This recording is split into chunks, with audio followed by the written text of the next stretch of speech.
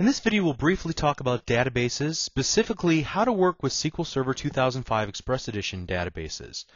But before we run, we need to walk. So we'll start out by talking about databases, what they are, why to use them, and how they're structured. And then we'll demonstrate how to create and use a SQL Server 2005 Express Edition database from within Visual C#. And finally, I'll demonstrate how to modify data that's stored in a SQL database. So let's start small. What is a database? Well, simply put, it's a structured repository for data. You save information in a database, you read the information from the database, you update the information, and sometimes you need to delete the information. The information is organized so it can be retrieved easily, can be sorted, can be grouped, can be related to other data, and thereby can be used to analyze information in a countless number of ways. So let's say you have a business and you want to keep track of customers. You could store customer names in a simple text file using Notepad.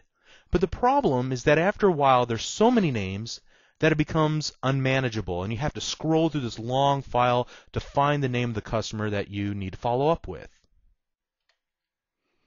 So you decide to store the names of your customers in an Excel spreadsheet instead, which works for a while, but what happens when you want to view all the purchases in the month of April for your top 10 customers? Well, I suppose that's possible in Excel, but it's not as easy as using a relational database management system, or RDBMS, like SQL Server. And this is just the tip of the iceberg in terms of benefits in using a real database over a text file or an Excel spreadsheet. It's probably the most easy way to understand it, though. Now, up to now, SQL Server was considered a high-end database server used in large companies to enable the management and the retrieval of relational database data. In SQL Server 2005 Express Edition, however, you can harness the power in the most simple applications that you can dream up. Now, I use the term RDBMS, or Relational Database Management System. This is actually a philosophy or an approach to designing a database that's analogous in some ways to writing object-oriented code, although it's very different. Different techniques, different goals, etc. But in relational database theory, you organize your data into tables that are related with other tables and so on. So you might dedicate a table for customer names and another table for order information. Now, you could just create one table that contains both customer and order information, but then you run the possibility of having redundant information when you have a customer that ordered twice. And then there's also the issue of data integrity. What if the customer called himself Bob on the first order and Robert on the second order? Or a better example might be if the customer moved. It would be difficult to determine that both orders were in fact from the same customer. So it makes sense to manage this information in separate tables.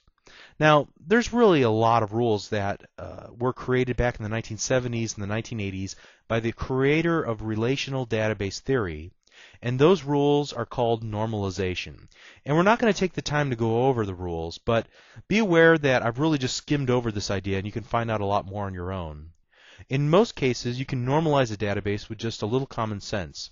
Once you see it done a few times, it's going to make a lot more sense to you. You'll pretty much have the idea under your belt. So let's dig deeper into database objects. First of all, please take the time to read the document that I've supplied that accompanies these videos because it's going to have some additional information that will supplement what I say here.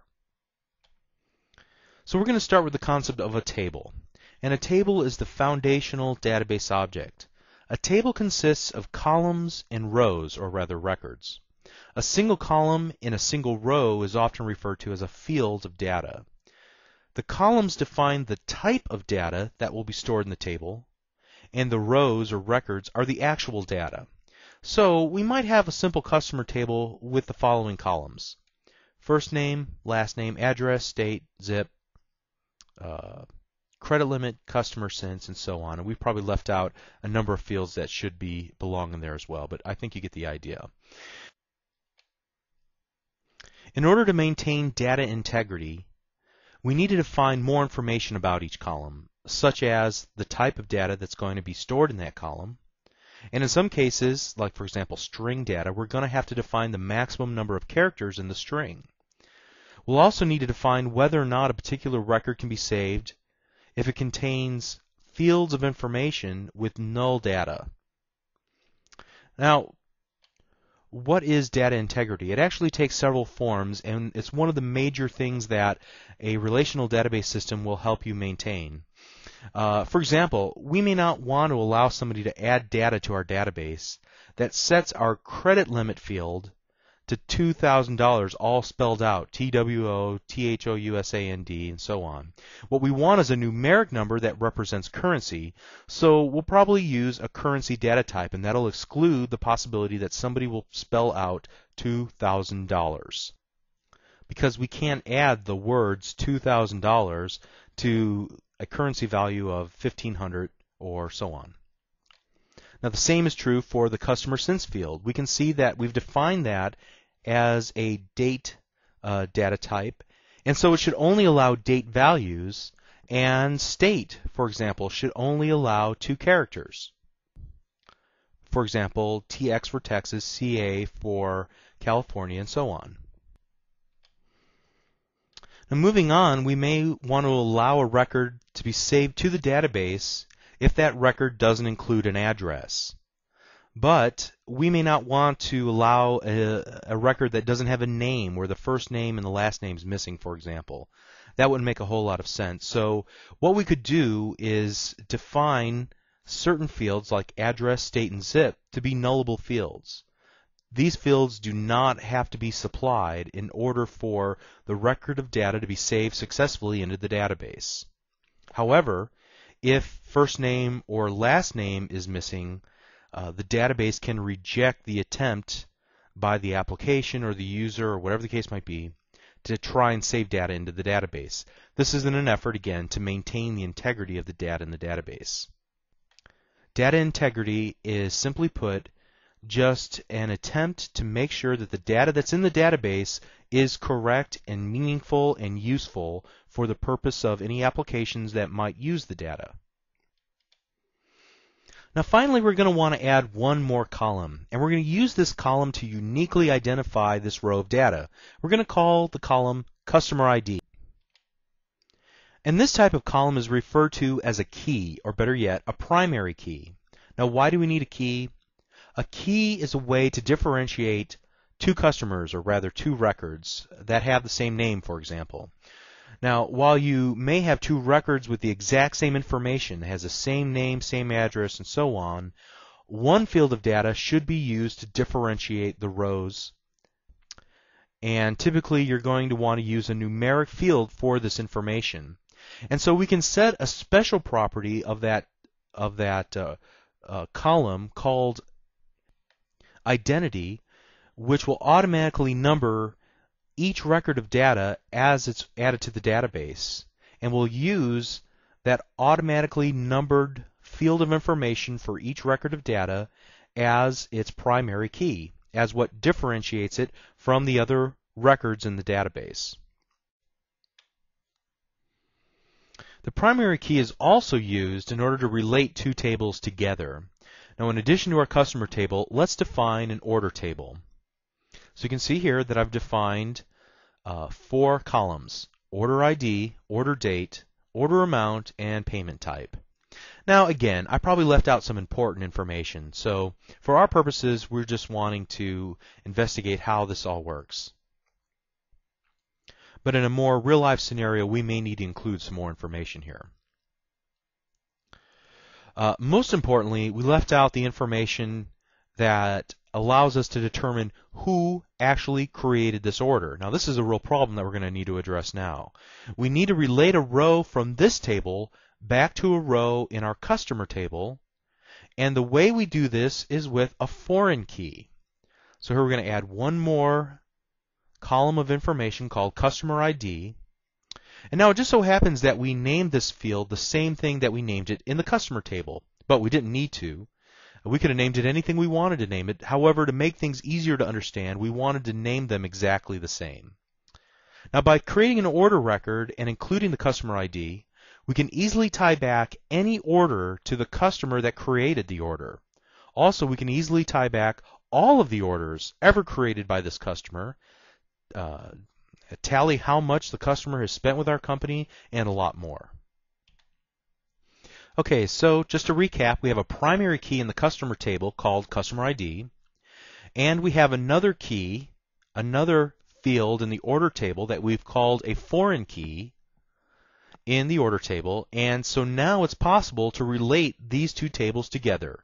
The primary key and the foreign key can be related together, thus making a relationship between these two tables. But from a database perspective, we still have a problem. If I were to delete a customer in the customer table, all of the associated orders that were placed by that customer would be what's called orphaned, which means that we'll never be able to tell who ordered those items. That would be a huge problem, so what we need to do is create a special object in the database called a constraint, specifically what's called a foreign key constraint between the order table and the customer table. And when we do this, nobody would be able to delete a customer before deleting all of the associated orders first. The database just won't allow it because doing so would violate the integrity of the data in the database. You cannot have orphaned rows. So that was a pretty quick overview, and I hope you can see now at least some of the concepts of what a relational database is. Relational databases help keep data structured and therefore easily managed. They reduce redundant data by splitting up duplicate data into its own tables, and it helps to maintain the integrity of the data, among other things. So let's now transfer this knowledge of databases into creating a SQL Server 2005 database. And then we're going to add objects like tables and fields and relations to the database, and then finally we'll add some data to it. Okay, so I've taken the liberty of creating a new project called Lesson 08. And I just want you to know that there's actually several different ways that you can go about creating a new SQL Server Express 2005 database, but I'm going to use a more project-based approach for this example. So with my project open, I'm going to right-click on my project and select Add, New Item, and from the Install Templates section, I'm going to select a SQL database, and then I'm going to change the name of the database to lesson08.mdf and select Add.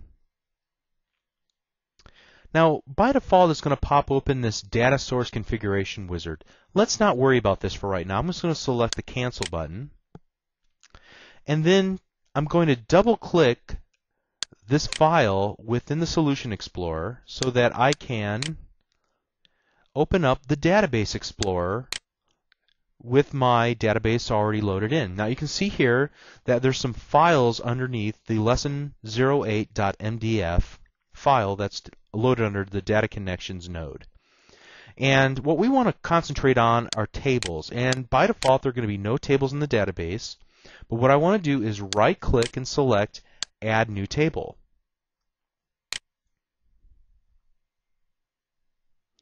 Let's reposition a few things here so we can see the main area a little bit better. Now we have a designer surface where we can create a new table. And we're going to kind of be forward-looking and create two tables that will be eventually used within our RSS Reader application. We'll create them again in the future, but just so we can have something to talk about, we're going to create a folder table and then we're going to create a channel table. Let's start with the folder table. So I'm going to put my cursor in this little box next to column name, and I'm going to create a folder ID, which I'm going to use as my primary key for this table. For the data type, I'm going to put my mouse cursor in the data type column, and then I'm going to use the little combo box and find the integer data type. And then I'm going to deselect Allow Nulls. I do not want this field to allow any nulls. Now, if you remember from a discussion a few moments ago, whenever you're creating a primary key, we're going to set a special property of this column called the identity property, which will automatically number each row of data or each record of data that's added to this table. So to turn on that automatic numbering, what we're going to need to do is scroll down in this Column Properties tab and find the identity specification And I'm just going to double click it. Whoops, I need to open this up. Great. Is identity. We're going to turn this to yes. Now there's some other things, identity increment, identity seed. Don't worry about those. Just leave them at their defaults for right now. And then I want you to select in the next row where we're defining columns, and we're going to create a second column called folder name. And this time you can see that it defaults to nchar10. What we want to do is place textual information and allow up to 50 characters and allow it to be nullable. So we're going to select this nvarchar50. We're going to turn off the null, allow null for right now. And that's about all we need to do with one exception. Right now, even though we have defined our primary key, we have not told the database that we intend for this column to be used for that purpose. So what we'll do is select this little button on our toolbar to set the primary key. And when I do, notice that there's a little key that's added right next to the folder ID column. I'm going to select the Save button on my toolbar, and it asks me to choose a name for my table. I don't want Table 1 to be the name of this table. I want something a little more descriptive. We're going to call this table Folder. Select the OK button. And now, as you can see in the Database Explorer on the left-hand side, a new table has been created called Folder. And I can even drill down and see all the columns that are related to this folder. Folder ID and folder name. When I select either of these columns, notice over on the right-hand side in the Property window that we can view properties about that column. Now, we can't change it here. It's all grayed out. But we can still see some information about, for example, the folder ID, whether it's an identity or not, and so on, the length, and so on. Okay, so we've created our first table. Let's now close this designer, and we'll just close everything. We'll go back to tables, and we're going to create a second table. Add new table. I'm going to do this a little bit quicker this time since I walked you through slowly the last time. And this is going to be a table that will hold the channels. We'll talk about this when we get to the RSS Reader application. But we want to make this an integer. I'm going to turn off nulls. And I also want to set it as my primary key. Our channel will need a title. So I'm going to go to nvarchar. And I want to change it from a length of 50 by default to a length of, let's say, 250. So that'll allow me to put up to 250 characters of data, of string data, in this column. And I also want to not allow it to accept any rows. I think I may have made a mistake in my channel. As I remember, I didn't turn on the identity column. So I'm going to go back, go to my isIdentity property, and select yes. Now we'll continue on. Channel will need a URL.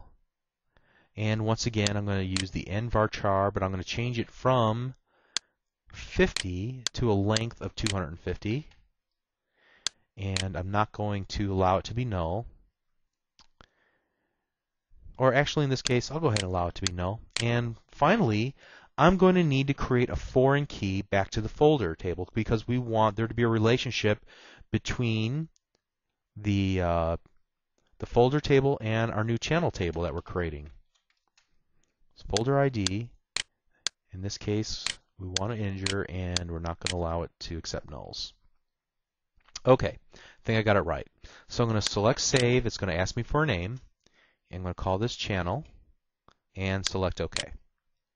So as you can see, I now have a second table here with 4 columns defined. And we can move on to the next bit of business, which is to create a relationship between these two tables. Now there's actually several different ways that we can go about creating these relationships. There's a straightforward way, and then there's a more visual way that we can do it. And I'm going to take the more fun visual approach for this first time. And to do that, I'm going to create a database diagram. So over here in my Database Explorer, I'm going to select Database Diagrams. I'm going to right-click it and select Add New Diagram. It's going to say that it doesn't have one or more of the database objects required to use database diagram. Do you wish to create them? Select Yes. and give it a moment or two. And then it's going to pop up and ask for the tables that you want to add to this diagram. We want both of these added, so I'm going to select the Add button once and select it a second time, and then click the Close button. And now what you can see is kind of a visual view of the tables that I have selected, the two tables that are in my database. Now the way that you create a relationship between these two tables is really simple. All you got to do is put your mouse cursor over the first one, kind of in this gray area, and hold down and drop it in its corresponding primary key in the other table. And when you do, it pops open some dialog boxes. We could have used this dialog-based approach to create it in the first place, but I thought it would be fun to create a database diagram. But either way, we'd have to go through the same steps at this point. So it's just that these are filled in automatically for us. The primary key table on the left-hand side is folder, and the primary key itself is the folder ID. And then you can see over in the foreign key table, it's the channel table, and the foreign key column itself is the folder ID. That looks correct.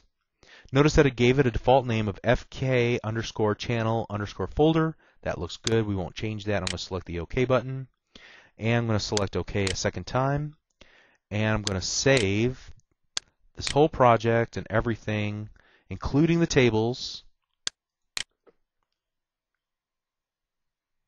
And I need to give it a diagram name. Diagram 0 is just fine.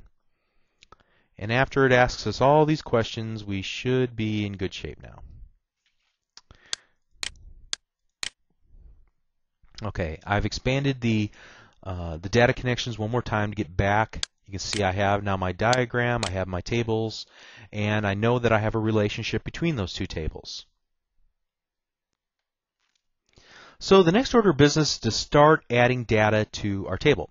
Let's do this. Let's first of all start with our folder, and we're going to right-click it, and we're going to select Show Table Data. And in the main area, it'll open what looks like a grid. Notice at the very top, we have columns, and what we're going to do is start typing in data for the rows. So folder name, we're going to call this first folder, and then I'm going to use my tab key on my keyboard, and notice that it automatically put a 1 in the folder ID for my first record or my first row of data. I'm going to use the tab key again because I don't want to mess with the folder ID. It's going to automatically number itself. So here I'll put second folder. And notice as I'm making a modification to a given record or given row, that on the left-hand side I get this little pencil that looks like it's editing, and that's what we're doing. We're editing or making a modification to the row. And once again, here we're going to third folder and so on. Okay, so we've added 3 rows of data to our database. Now, we can use these little navigational buttons here at the bottom. We can move to the first row, and notice the little arrow cursor goes to the first row of data. Notice that I can go to use these next buttons, and the next and previous buttons will let me go one at a time, or I can use this move to the last row of data. And I can also select move to a new row, so it automatically places me at the position where I can add yet a 4th folder, and so on. I can also just type in a number and hit the Enter key on my keyboard, and it puts me to that row of data in my database. So I've made modifications to my data. If I want to change something, and just, like, for example, make a small change to the folder name, all I got to do is just go to that row, type it in, and then click somewhere off of that row, or just use the tab key on my keyboard again, and that change has now been saved to the database. If I want to delete a row of data, all I need to do is select it here on the right-hand side, and then I can click the delete button on my keyboard, and it'll say, you're about to delete a row. Do you want to permanently delete this? You won't be able to undo it. Select yes, and now we no longer have a folder ID of 3. You can see that it's gone. We have first, second, and fourth folder. Okay, so that's just generally how to navigate through a table of data and create and change and delete the data in that table. So we're in good shape. Let's go on to our channel. We're going to take the same steps, show table data. Let's move some things around here so we can see everything. And we're going to start adding some data here. First title, we can type anything here for now, first URL, and we're going to need to give it a folder ID. Now let's see if we can use the tab key on our keyboard and what will happen. Okay, it says that no row was updated. The data in row 1 was not committed. The problem was that we cannot insert the value of null into the column folder ID. So what we need to do is use either folder ID 1, 2, or 4, because those are the only 3 folder IDs that we have in our folder table. So let's use folder ID number 2 and hit the tab button again, and notice that this time we're successful. Okay, so what's the chance that we would be able to change this to a number that's not in our folder table? Like 7. We don't have a folder ID of 7 in our folder table. So when I hit the tab button on my keyboard, it says that the data in row 1 was not committed. This particular problem is that the update statement conflicted with a foreign key constraint FK channel folder. Okay, so basically this again ensures data integrity. We can't create a channel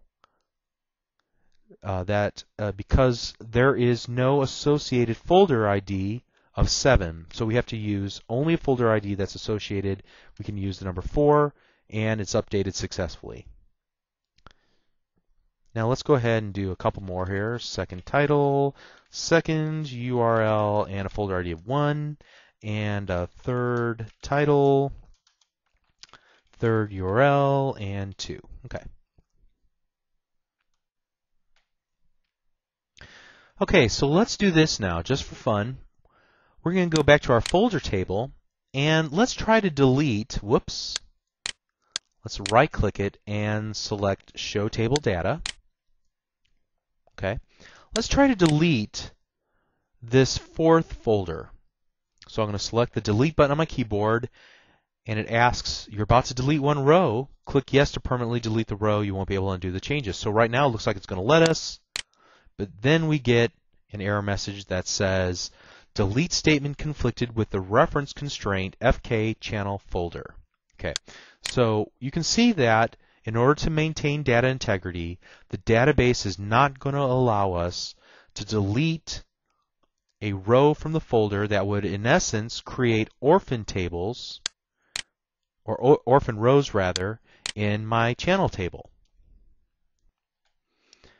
At this point, you might get tired of hearing what I'm about to say, but we've really just scratched the surface of working with tables and columns and records and constraints with the SQL Server 2005 Express Edition database.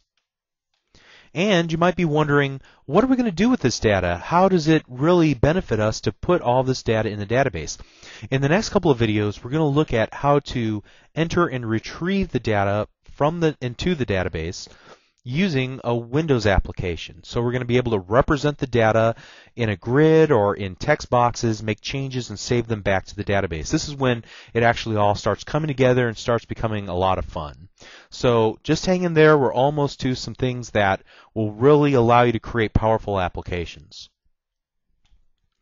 But we're going to stop here for right now. If you enjoyed watching this video, please visit www.learnvisualstudio.net to download and watch over 400 videos just like this one, aimed at all skill levels on many different topics related to C#, Visual Basic.net, ASP.net, and more. Thank you.